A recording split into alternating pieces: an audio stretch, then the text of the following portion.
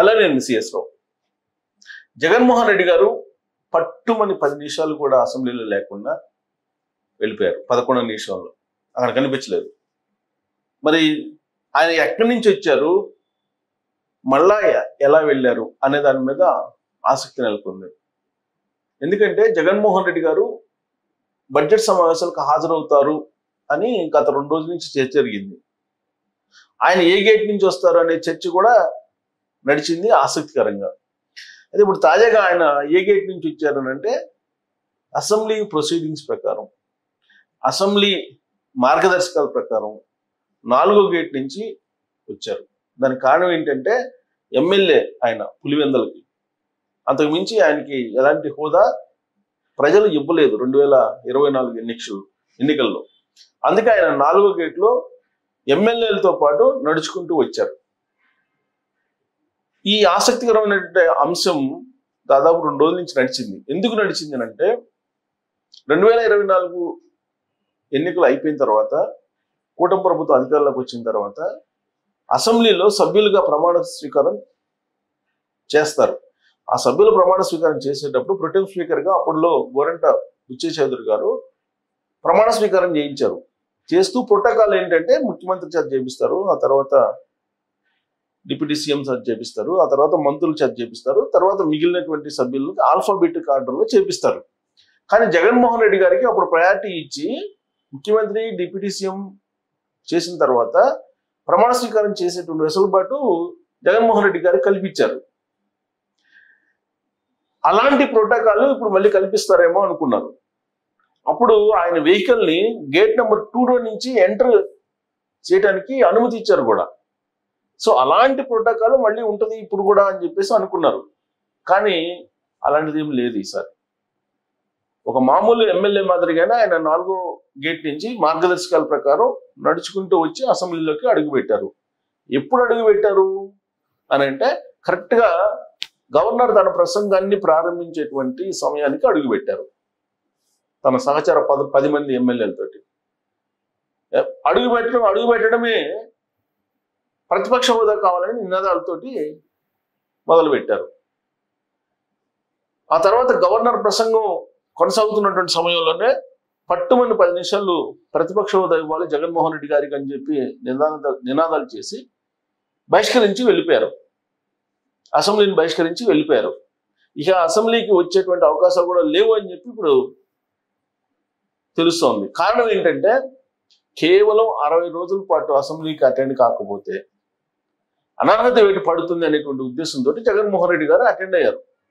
అంతకు మించి ఆయన అసెంబ్లీకి రావడం వెనక ఎలాంటి కారణం కనిపించట్లేదు అనేది సచివాలయంలో కానీ అసెంబ్లీ లాబీల్లో కానీ వినిపించినటువంటి మాట. జనరల్గా ఏంటంటే జగన్మోహన్ రెడ్డి గారు అసెంబ్లీకి వస్తున్నారని అంటే ఖచ్చితంగా ఈయన ప్రజా సమస్యల మీద పోరాటానికి వస్తున్నారని చెప్పేసి అనుకున్నారు ఆయన అభిమానులు. అలాగే ఆయన అసెంబ్లీకి అడుగు పెట్టగానే మిర్చి ధర గురించి, మిర్చి రైతుల గురించి మాట్లాడతారు అని చెప్పి అనుకున్నారు. సెకీ ఒప్పందం గురించి మాట్లాడతారు అనుకున్నారు. చంద్రబాబు నాయుడు గారు 2024 ఎన్నికల ముందు ఇచ్చినటువంటి సూపర్ 6 గురించి అసెంబ్లీలో గళమెత్తుతారని చెప్పేసి భావించారు ఆయన అభిమానులు. కానీ తుస్సు అనిపించారు వాళ్ళ అభిప్రాయాన్ని. అడుగు పెట్టి అసెంబ్లీలో పట్టుమని 10 నిమిషాలు లేకుండా 11వ నిమిషం ఆయన తన సహచర ఎమ్మెల్యేలతో బహిష్కరించి అసెంబ్లీని వెళ్ళిపోయారు. మళ్ళీ వస్తారా, మళ్ళీ బడ్జెట్ సమావేశాల కంటే ఎవరు చెప్పట్లేదు వైఎస్ఆర్ కాంగ్రెస్ పార్టీ వాళ్ళు నమ్మకంగా. ఆ మేరకు సంకేతాలు కూడా జగన్మోహన్ రెడ్డి గారి నుంచి వచ్చినట్టు వాళ్ళు ఎవరు కూడా అంగీకరించట్లేదు, చెప్పట్లేదు. నేను కాంటాక్ట్ చేసినటువంటి వాళ్ళు చెప్పలేకపోతున్నారు. మరి జగన్మోహన్ రెడ్డి గారు ప్రతిపక్ష హోదా అనే దాన్ని ఆశిస్తూ ఉన్నారు. అది ఎవరు ఇవ్వాలి? ప్రజలు ఇవ్వాలి. ప్రజా కోర్టులో అది తేలుస్తారు. ప్రతిపక్ష హోదా ఇవ్వాలా, లేదంటే ఎమ్మెల్యేగా పరిమితం చేయాలా, లేదంటే ఎమ్మెల్యే కూడా అనర్హుడు ఇతను అని చెప్పి ఎమ్మెల్యేకి కూడా ఓడిస్తారా అనేది ప్రజలు ప్రజా కోర్టులో నిర్ణయించేటువంటి తీర్పు అది. దాన్ని అసెంబ్లీలో జగన్మోహన్ రెడ్డి గారు నిర్ణయించాలని చెప్పి అంటారు. వాస్తవంగా చట్ట ప్రకారం, మార్గదర్శకాల ప్రకారం అసెంబ్లీలో ఏం జరుగుతుంది? అసెంబ్లీలో అడుగుపెట్టినటువంటి పార్టీలు ఏవైతే ఉన్నాయో సభ్యులు, ఆ సభ్యులు ఏ పార్టీ తరఫు నుంచి వాళ్ళు గెలిచారనేది ఒక అసెంబ్లీ బులెటిన్ ఉంటుందండి. ఈ అసెంబ్లీ బులెటిన్లో తెలుగుదేశం పార్టీ సభ్యులు ఎంతమంది, అలాగే జనసేన పార్టీ ఎంతమంది, వైఎస్ఆర్ కాంగ్రెస్ పార్టీ ఎంతమంది, లేదా ఇండిపెండెంట్ ఎంతమంది, ఇలా అసెంబ్లీ బులెటిన్ రిలీజ్ చేస్తారు. ప్రమాణ స్వీకారాలు అయిపోయిన తర్వాత, సభ్యులుగా ప్రమాణ స్వీకారం చేసిన తర్వాత మీకు బులెటిన్ విడుదల చేస్తారు.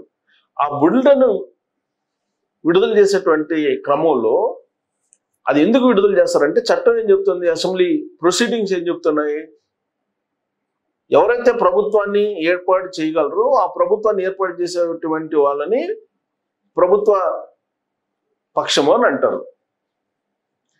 ఎవరైతే ఆ తర్వాత హైయెస్ట్ గెలుచుకుంటారో, హైయెస్ట్ నెంబర్ ఆఫ్ మెంబర్స్ ఉంటారో వాళ్ళకి ప్రతిపక్ష హోదా ఇస్తారు. తర్వాత కౌల్ అండ్ షర్దార్ రూల్స్ ప్రకారం టోటల్ అసెంబ్లీ సభ్యుల సంఖ్యలో మినిమం 10% గెలుచుంటే అప్పుడు ప్రతిపక్ష హోదాకి మినిమం గ్యారెంటీ, అది మినిమం ఎలిజిబిలిటీ. అది ఇప్పుడు మనకి ఏదైతే మనకు ఎంసెట్లోనో లేదంటే ఇతరత్ర సివిల్స్లోనో ర్యాంక్స్ ఇస్తారు. ర్యాంక్స్ ఇచ్చినప్పుడు మినిమం క్వాలిఫికేషన్ మార్క్స్ ఒకటి ఉంటాయి. ఆ క్వాలిఫై అయిన తర్వాత మీ ర్యాంక్ని బట్టి మీకు సీట్ వస్తుంది, ఏ కాలేజీలోనో ఏ యూనివర్సిటీలోనో అనేది. టాప్లో ర్యాంక్ వచ్చింది అనుకోండి, వాళ్ళకి టాప్ యూనివర్సిటీల్లో సీట్లు వస్తాయి. అలాగే అసెంబ్లీలో కూడా రూల్స్ ప్రకారం హైయెస్ట్ బులెటిన్లో తెలుగుదేశం పార్టీ దాంట్లో 144 మంది తెలుగుదేశం పార్టీ సభ్యులు ఉన్నారు, 21 మంది జనసేన పార్టీకి సంబంధించిన సభ్యులు ఉన్నారు, 11 మంది వైఎస్ఆర్ కాంగ్రెస్ పార్టీకి సంబంధించిన సభ్యులు ఉన్నారు.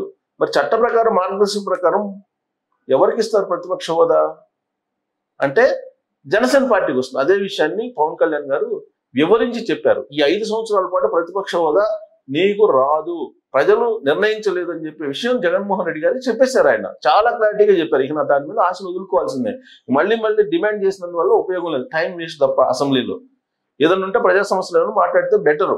వైఎస్ఆర్ కాంగ్రెస్ పార్టీ వాళ్ళు ఇవ్వము అని చెప్తున్నారు. ఇవ్వము అంటే అది ఇవ్వాలా వద్దా అనేది ప్రజలు నిర్ణయిస్తారు. ప్రజలు నిర్ణయించినటువంటి దాన్ని ప్రత్యేకమైనటువంటి విశిష్టాధికారాలు ఉపయోగించి జగన్మోహన్ రెడ్డి గారికి ఇప్పుడు ఉన్నటువంటి అధికార పక్షం లేదంటే స్పీకర్ కనుక ఇస్తే అది మార్గదర్శకాలకు విరుద్ధం అవుతుంది. అందుకే ఇవ్వట్లేదు. ఇదొక అంశం. 2, రాజకీయ పొత్తులు వేరే చూడాలి. రాజకీయ పొత్తులు వేరు, అలాగే ప్రభుత్వం వేరు. రాజకీయంగా పొత్తులో ఉంది కూటమి అంటే అది కేవలం పొలిటికల్ గా ఒక ఒప్పందం మాత్రమే. అది మౌఖిక ఒప్పందం, రాతపూర్వక ఒప్పందం కాదు, మౌఖిక ఒప్పందం మాత్రమే. కూటమిలో ఎవరున్నారు? BJP, Janasena, Telugu Desam party. ఇది కేవలం రాజకీయపరమైన ఒప్పందం మాత్రమే. అదేమి అసెంబ్లీలో రాతపూర్వకంగా ఇచ్చేటువంటి డాక్యుమెంట్ కాదు. కానీ బయట కూడా డాక్యుమెంట్ రాసుకోరు. అది కేవలం ప్రజా కోర్టులో మౌఖికంగా చెప్పేటువంటి అంశం మాత్రమే. దానికి చట్టబద్ధత ఉండదు. చట్టబద్ధత దేనికి ఉంటుంది? గెలిచినటువంటి ఎమ్మెల్యేలు ఎంతమంది ఏ పార్టీకి ఉన్నారనేది మాత్రమే ఉంటుంది. మీరు ఉదాహరణ తీసుకుంటే మనకు తెలుగుదేశం పార్టీకి సంబంధించినటువంటి రాజ్యసభ సభ్యులు అప్పట్లో రాజ్యసభలో విలీనం అయ్యారు. ఎందుకు విలీనం అయ్యారు? విలీనం అయిన తర్వాత వాళ్ళు ఆ తెలుగుదేశం పార్టీ సింబల్ అనేది పోతుంది, అక్కడ ఆ సభ్యులు అనేది పోతుంది, విలీనం అయ్యారు కాబట్టి. అలాగే చట్ట ప్రకారం ఏది ఉండాలో అది మాత్రమే చేస్తున్నారు అక్కడ. జగన్మోహన్ రెడ్డి గారికి ఇవన్నీ తెలియని అంశం కాదు, తెలుసు. కానీ దాన్ని ఒక ఇష్యూగా తీసుకెళ్లి టైం అసెంబ్లీలో వేస్ట్ చేయటం కన్నా కూడా ఆయన కనుక ప్రజా సమస్యల మీద కనుక మాట్లాడినట్టయితే ఇవాళ ఖచ్చితంగా ఆయనకి కొంత సానుభూతి లేదంటే ఆయనకి ప్రజలు ఆయన వైపు చూసిన వాళ్ళు, ఆయన ఆలోచించిన వాళ్ళే. కానీ ప్రతిపక్ష హోదా నాకు ఇవ్వలేదు కాబట్టి నేను అసెంబ్లీ నుంచి వెళ్ళిపోతున్నానని అంటే కేవలం పులివెందుల బై ఎలక్షన్లు వస్తే అనర్హత వేటు పడితే ఆయన మీద గెలుపు మీద నమ్మకం లేకనే జగన్మోహన్ రెడ్డి గారు ఈ పని చేస్తున్నారని చెప్పి అనుకోవడంలో తప్పు లేదు. మరి మీరేమనుకుంటున్నారు జగన్మోహన్ రెడ్డి గారు అసెంబ్లీలో వ్యవహరించిన తీరు మీద?